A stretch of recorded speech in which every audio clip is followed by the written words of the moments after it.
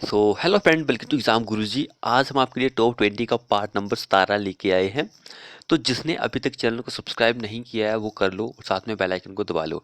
तो देखिए, हमारे पास जो फर्स्ट क्वेश्चन है वो क्या बोल रहा है, इफ ए कॉलम, हमारे पास एक कॉलम है which both ends are fix, जिसके दोनों एंड्स जो होते हैं कॉलम के वो फिक्स है, हैव एन एक्चुअल लेंथ जो है L, then equivalent length will B.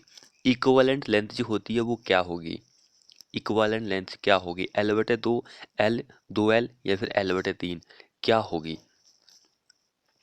एक ये वाला क्वेश्चन है, एक एक क्वेश्चन है कि भाई जिसका एक एंड फिक्स होता है, एक दूसरा एंड जो होता है वो क्या होता है, हिंज्ड होता है। यहाँ से क्वेश्चन बहुत ज़्यादा पूछे जाते हैं एग्जाम में।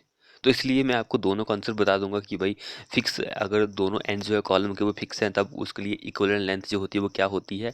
अगर एक एंड फिक्स है, एक एंड हिंज्ड है, तो उस केस में हमारा आंसर एल बटे अंडर रूट टू वैल्यू होती है। एक एंड फिक्स है, एक एंड हिंज्ड है, उस केस में ये होती है। दोनों एंड्स अगर फिक्स हैं तो उस केस में एल बटे दो हमारी बिल्कुल करेक्ट आंसर हो जाएगा। ए हमारा इस क्वेश्चन में आंसर करेक्ट हो जाएगा। तो वेरी इंपॉर्टेंट क्वेश्चन है।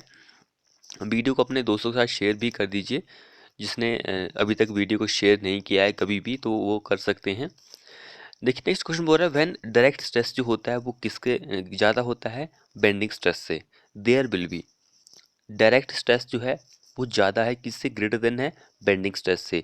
देयर विल बी क्या होगा वहाँ पर, कंप्रेशन होगा, टेंशन होगा, या फिर दोनों होंगे, या फिर कुछ भी नहीं होगा। क्या आंसर रहेगा इस क्वेश्चन में, वेरी इंपॉर्टेंट क्वेश्चन है ये। तो जिस केस में हमारा डायरेक्ट स्ट्रेस जो होता है वो बेंडिंग स्ट्रेस से ज़्यादा होता है, उस केस में कंप्रेशन जो होता है वो लगती है, वो पैदा होती है। ऑप्शन ए हमारा इस क्वेश्चन में आंसर बन जाएगा। उसके बाद नेक्स्ट वन क्वेश्चन हम देखते हैं, under water treatment. Under water treatment जो होती है, क्लोरीनेशन कंडक्टेड फॉर।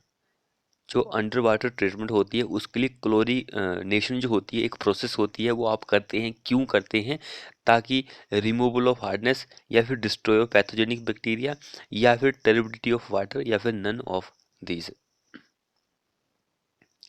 तो उस केस में जो पैथोजेनिक बैक्टीरिया होते हैं उनको मारने के लिए आप क्लोरीनेशन करते हैं अंडर वाटर ट्रीटमेंट में। ऑप्शन बी हमारा इस क्वेश्चन में आंसर हो जाएगा। तो जिसने चैनल को सब्सक्राइब नहीं किया वो कर ले। अगला क्वेश्चन हम देखते हैं, for 1 cubic metre of RCC beam. 1 cubic metre का हमारे पास क्या है, आरसीसी का बीम है। Approximate quantity of steel reinforcement में बी टेकन हैज। कितनी स्टील की क्वांटिटी आप लेते हैं, ये एक आईएस कोड के द्वारा रेकमेंड किया गया भाई। 1 क्यूबिक मीटर के लिए जो परसेंटेज होती है रेनफोर्समेंट की वो 1 से 2% ही होता है। ऑप्शन हमारा ए इस क्वेश्चन में आंसर हो जाएगा।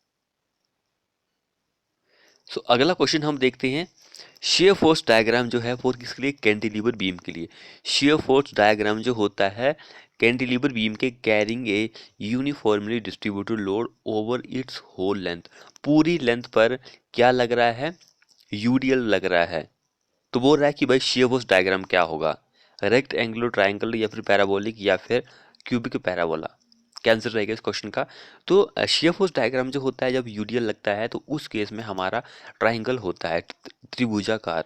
ऑप्शन बी हमारा आंसर हो जाएगा। बेंडिंग मूवमेंट डायग्राम जो होता है वो आपको कमेंट बॉक्स में लिखना है कि भाई बेंडिंग मूवमेंट डायग्राम जो होगा वो कैंटिलीवर के लिए, इसी केस के लिए क्या होगा। अगला क्वेश्चन हम देखते हैं, when rectangular beam is loaded transversely. जब रेक्ट एंगुलर बीम जो है उस पर क्या, कौन सा लोड लग रहा है, लोड जो लग रहा है वो ट्रांसवर्सली लग रहा है, तो मैक्सिमम कंप्रेसिव स्ट्रेस जो होगा वो कहाँ पर देखने को मिलेगा आपको, कहाँ पर डेवलप होगा, टॉप फाइबर में, सॉरी बॉटम फाइबर या टॉप फाइबर, न्यूट्रल एक्सिस, या फिर नन ऑफ दीज। तो क्या आंसर रहेगा इस क्वेश्चन का, मैक्सिमम कंप्रेसिव स्ट्रेस जो होता है वो टॉप पर ही लगता है, क्योंकि जो बीम होता है उस पर कंप्रेशन जो होता है वो टॉप में होता है। बॉटम में आप क्या प्रोवाइड करते हैं, टेंसाइल प्रोवाइड करते हैं। इट मीन्स कि जो टेंशन स्ट्रेस होगा, टेंसाइल स्ट्रेस जो होगा वो बॉटम में ही लगेगा। तो इस चीज़ को भी आप ध्यान रखिए। तो वेरी इंपॉर्टेंट क्वेश्चन है, ऑप्शन बी हमारा इस क्वेश्चन में आंसर हो जाएगा। लेकिन कैंटिलीवर के केस में थोड़ा उल्टा होता है इससे।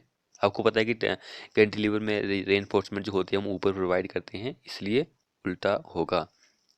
अगला क्वेश्चन देखिए, the deflection of any rectangular beam, deflection जो होती है किसी भी रेक्ट एंगुलर बीम की, सिंपल स्पॉटेड बीम की, इज, डिफ्लेक्शन जो होगी any rectangular beam simply supported beam होगा, तो क्या होगी, डायरेक्टली प्रोपोर्शनल होगी उसके बेट के, या फिर इनवर्सली होगी, या फिर डायरेक्टली प्रोपोर्शनल होगी जो क्यूब होता है उसकी डेप्थ का, या फिर नन ऑफ एबव। तो वो डायरेक्टली प्रोपोर्शनल होती है उसका जो वेट होता है, भार होता है उसके। ऑप्शन ए हमारा बिल्कुल सही आंसर हो जाएगा। सो जिसने अभी तक चैनल को सब्सक्राइब नहीं किया वो कर ले और साथ में बेल आइकन को दबा ले। नेक्स्ट वन क्वेश्चन देखिए, द सेंटर ऑफ ग्रेविटी जो होती है plane lamina will not be at its geometric centre if it is right angle triangle, तब नहीं होगा। ऑप्शन डी हमारा इस क्वेश्चन में आंसर हो जाएगा। इसको लेकर मैं आपके लिए एक न्यूमेरिकल भी लेके आया हूँ, आगे न्यूमेरिकल आपको देखने को मिल जाएगा। नेक्स्ट वन हम क्वेश्चन देखते हैं, for same depth, same depth है हमारे पास, तो हैवियर सेक्शन इन चारों में से कौन सा होगा। सेम डेप्थ के लिए हैवियर सेक्शन कौन सा होता है, एक हैवी सेक्शन होता है, एक लाइट सेक्शन होता है। तो दोनों के बारे में हमको पता होना चाहिए कि भाई हैवी कौन सा होता है, हल्का कौन सा होता है। तो हल्के की अगर हम बात करें, इंडियन स्टैंडर्ड लाइट बीम जो होता है ये क्या होता है, लाइट सेक्शन होता है जिसको आप हल्का भी बोल सकते हैं। एंड ये जो होता है ये हैवी सेक्शन होता है, इंडियन स्टैंडर्ड हैवी बीम। तो ये हैवी, ऑप्शन सी हमारा इस क्वेश्चन में आंसर हो जाएगा। तो मैंने आपको बताया था कि हम न्यूमेरिकल लेके आए हैं एक आप सभी के लिए, तो ये न्यूमेरिकल बहुत ही अच्छा है, उसी क्वेश्चन से रिलेट करता है थोड़ा सा। द सेंटर ऑफ ग्रेविटी पूछ रहा है, किसकी centre of gravity, semi circular of radius 10 centimetre lies at following distance above the base. Centre of gravity जो होती है किसकी, जो सेमी सर्कल होता है उसके लिए। देखिए क्वेश्चन कितना ज़्यादा इंपॉर्टेंट है। सेमी सर्कुलर जो होता है उसके लिए सेंटर ऑफ ग्रेविटी जो होती है वो 4r/3 होती है। Okay, 4r/3। आर की वैल्यू हमारे पास गिवन है, हम वैल्यू पुटअप कर देते हैं। तो 4 × 10, क्योंकि आर जो है रेडियस जो है हमारे पास 10 है, ओवर 3 पाई, पाई की वैल्यू आप सभी को पता है कि 3.14 ये पाई की वैल्यू होती है। इसको कीजिए सॉल्व, आपके पास जो आंसर आना चाहिए वो 4.24 आना चाहिए। सी हमारा बिल्कुल सही आंसर हो जाएगा। तो सेंटर ऑफ ग्रेविटी पूछी थी भाई सेमी सर्कुलर की, तो मैंने आपको बता दिया, ऑप्शन सी इस क्वेश्चन में आंसर हो जाएगा। नेक्स्ट वन क्वेश्चन देखते हैं, ये क्वेश्चन बहुत ही अच्छा क्वेश्चन है। देखिए क्वेश्चन क्या बोल रहा है, the property by which of certain material return back to its original position after the removal of external force is known as। Easy question है ये। तो जो मान के लो ये हमारे पास ये बॉडी है कोई, इस पर आप लोड लगा रहे हैं, तो लोड लगाने के बाद ये जो थी, जो अब जब हमने यहाँ से लोड लगाया, ये लोड लगाया, तो ये बॉडी जो है कुछ इस तरह की हो गई, इतनी हल्की हो गई। जब हमने इस लोड को हटा लिया भाई, लोड को हमने क्या किया, हटा लिया, तो बैक वो उसी अपनी पोजीशन में, ऐसी पोजीशन में आ जाती है, तो उसको आप इलास्टिसिटी बोलते हैं, उस प्रॉपर्टी को इलास्टिसिटी बोलते हैं। अगर वो इसी पोजीशन में रहे तो उसको प्लास्टिसिटी बोलते हैं। तो ये दोनों चीज़ें इंपॉर्टेंट है। ऑप्शन बी हमारा बिल्कुल करेक्ट आंसर हो जाएगा। उसके बाद नेक्स्ट क्वेश्चन देखिए, इन आरसीसी रूफ, आरसीसी की रूफ है, स्ट्रेट वाल लेंथ जो होती है हुक की, वो टेकन होगा यहाँ पर, टेकन एज, तो क्या आंसर रहेगा, यहाँ पे डी दिया गया है, वो डी क्या होता है, डायमीटर होता है बार का। इजी लेवल का क्वेश्चन है, 9D उसका आंसर होता है। ज़्यादा कुछ यहाँ पे माथा करने की जरूरत नहीं है, माथा पेचने की उसने बोलते हैं। तो अगला हम क्वेश्चन देखते हैं, in reinforce cement concrete structure, reinforce cement concrete का स्ट्रक्चर जो होता है उसमें जो स्टील रेनफोर्समेंट होती है वो कंसिस्ट होती है, किस पर कंसिस्ट करती है, तो इन सभी कंडीशन पर कंसिस्ट करती है। ऑप्शन डी हमारा आंसर हो जाएगा। इट मीन्स कि पूछा गया कि भाई किस रूप में आप यूज कर सकते हैं। आरसीसी जो होती है स्ट्रक्चर जो होता है, डिफॉर्म बार में भी हम यूज कर सकते हैं, कोल्ड बार में, माइल्ड स्टील में भी यूज कर सकते हैं। ये सारी बार जो होती है स्टील रेनफोर्समेंट हम जो होता है हम आरसीसी स्ट्रक्चर में यूज कर सकते हैं। आपको पता है कि डिफॉर्म बार जो होती है भाई HYSD बार, यानी कि FE 415 का ग्रेड होता है, FE 500 का ग्रेड होता है, कोल्ड ट्विस्टर बार भी होती है, माइल्ड स्टील बार भी हम यूज़ कर सकते हैं अपने स्लैब डालने के लिए, या फिर कोई टैंक बनाने के लिए जिसमें आरसीसी यूज़ होता है, उसके लिए सारी कुछ हम यहाँ पे यूज़ कर सकते हैं। अगला क्वेश्चन क्या बोल रहा है, twisted bar has about more yield stress than ordinary mild steel bar. Twisted bar जो होती है उसके पास क्या होता है भाई, मोर देन होता है, यील्ड स्ट्रेस होता है, मोर यील्ड स्ट्रेस होता है देन किससे, ऑर्डिनरी माइल्ड स्टील से। तो कितना होता है, 50% ज़्यादा होता है ट्विस्टेड बार के पास यील्ड स्ट्रेस ऑर्डिनरी बार के मुकाबले। देखिए जो H Y S T bar होती है उस सभी को पता है कि भाई उसको टोर बार या फिर ट्विस्टेड बार भी बोल सकते हैं। तो इसके पास यील्ड स्ट्रेस जो होता है वो 50% ज़्यादा होता है किससे, जो ऑर्डिनरी माइल्ड स्टील बार होती है। ओके, अब यहाँ पे सिर्फ आपको क्या बताना है कि भाई ट्रू है कि गलत है कि फॉल्स है क्या है।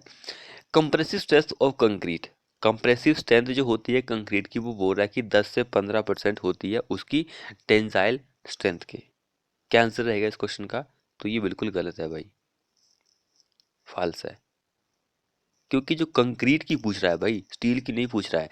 कंप्रेसिव स्ट्रेंथ ऑफ कंक्रीट, क्योंकि कंक्रीट जो होता है वो स्ट्रॉन्ग होता है कंप्रेशन जोन में, लेकिन टेंसाइल जोन में वीक होता है। ओके, तो इट मीन्स क्वेश्चन थोड़ा सा उल्टा है कि कंप्रेसिव स्ट्रेंथ, टेंसाइल स्ट्रेंथ जो होती है कंक्रीट की वो 1/10 से लेकर 1/15 होती है कंप्रेसिव स्ट्रेस के। यहाँ पर उल्टा बताया गया है। ऑप्शन बी हमारा इस क्वेश्चन में आंसर हो जाएगा। अगला क्वेश्चन देखिए, तो force which meet at one point, कोई फोर्सेस है वो एक पॉइंट में मिल रही है but their line of action जो होता है do not lie in the plane, उस प्लेन पर लाई नहीं करता है, उसको आप नॉन कोपलर कॉन्करेंट फोर्सेस बोलते हैं। नॉन कोपलर कॉन्करेंट फोर्सेस यानी कि ऑप्शन बी हमारा आंसर हो जाएगा उस केसेस में। अभी इजी लेवल का क्वेश्चन है लेकिन ये कई बार जो है एग्जाम में पूछा गया है कि भाई जो मिक्सचर होता है डिफरेंट इंग्रेडिएंट जो होते हैं सीमेंट के, उसको आप कौन से टेम्परेचर पर जलाते हैं।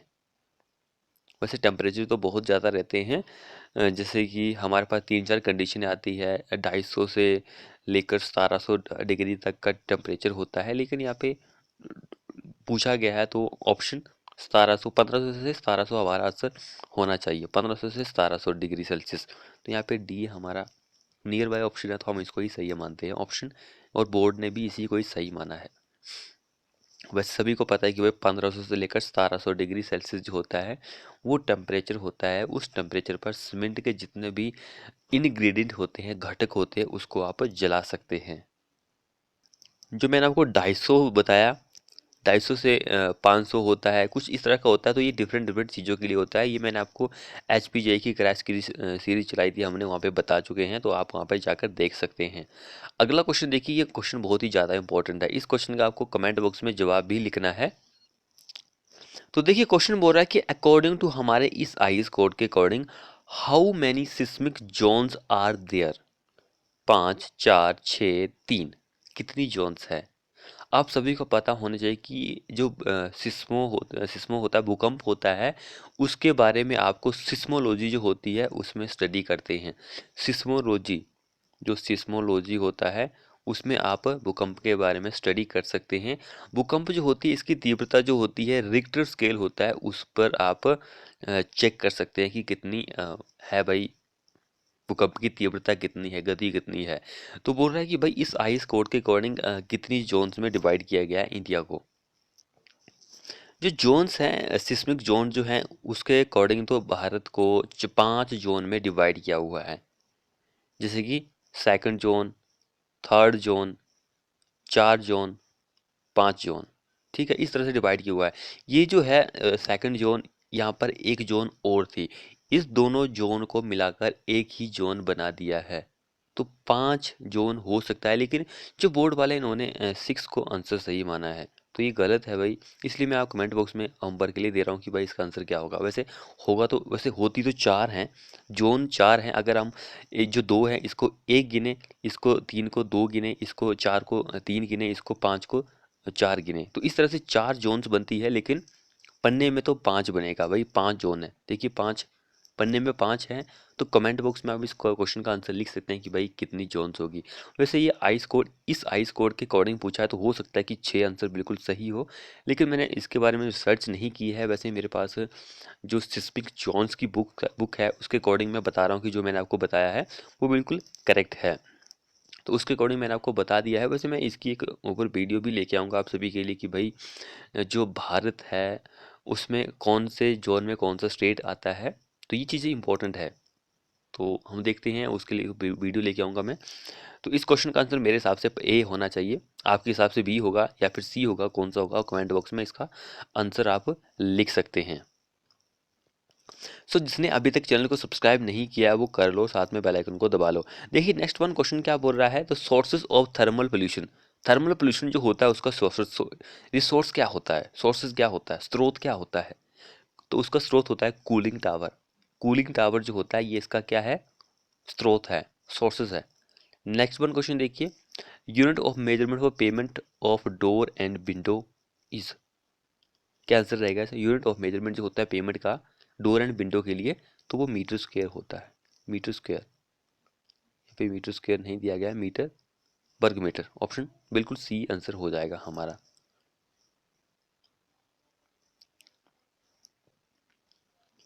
अगला देखिए, द मूवमेंट ऑफ रेजिस्टेंस जो होता है ओवर रेनफोर्स सेक्शन का, वो क्या होता है। मूवमेंट जो होता है किसका, ओवर रेनफोर्स सेक्शन का रेजिस्टेंस, वो आपको बताना है।